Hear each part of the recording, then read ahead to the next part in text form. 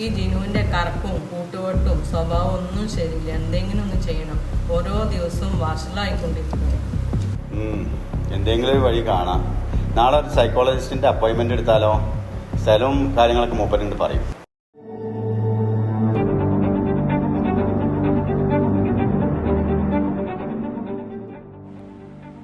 ജുനൈദ്, ജിനു എന്ന് വിളിക്കും അല്ലേ?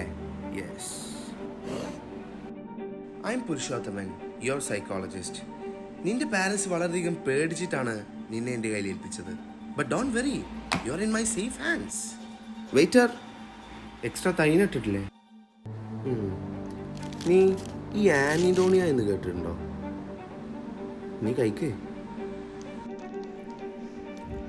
ഈ ആൻഹിഡോണിയ എന്ന് പറഞ്ഞാൽ നമ്മൾ പ്രഷർ ഫീൽ ചെയ്യാൻ പറ്റാത്ത ഒരു സിറ്റുവേഷനാണ്. ഈ കുട്ടിക്കാലം മുതൽ വീട്ടിൽ അടച്ചിട്ട് പെട്ടെന്ന് നമുക്ക് ഫ്രീഡം കിട്ടില്ല.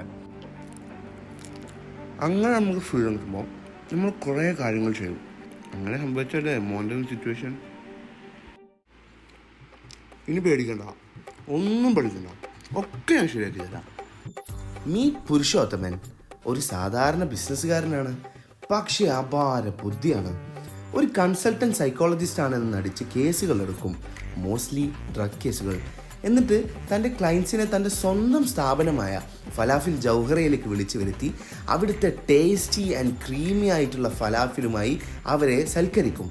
ഒരൊറ്റ മീറ്റിങ്ങിനകം ക്ലയൻസ് അവിടുത്തെ ഫലാഫിലുമായി അഡിക്റ്റഡ് ആയിട്ടുണ്ടാകും.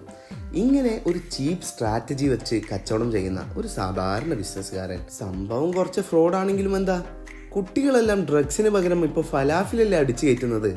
നല്ലതല്ലേ? ഒക്കെ റെഡി അല്ലേ? അപ്പോൾ നാളെ വരേണ്ടി ഫലാഫിലേക്കാം. ഓക്കെ.